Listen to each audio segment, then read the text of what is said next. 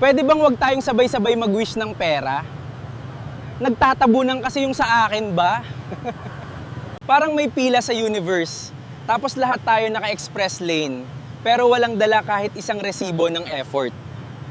Kasi aminin natin, ang wish natin milyon, pero yung sipag natin, naka-loading. Gusto natin yumaman, pero ayaw natin ma-stress. Gusto natin ng result, pero pag proseso na, pass muna, pahinga ako. Minsan mas kabisado pa natin buhay ng iba, sino nag-break, sino yumaman, pero sariling plano natin, coming soon.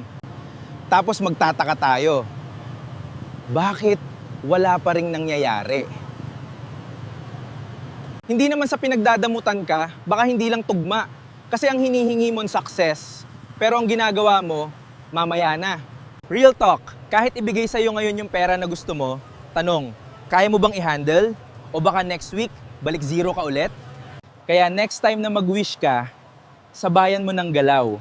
Kahit maliit, basta tuloy-tuloy. At oo, pwede tayong sabay-sabay mangarap. Basta siguraduhin mo lang, hindi ka sabay-sabay tamad. Kaya,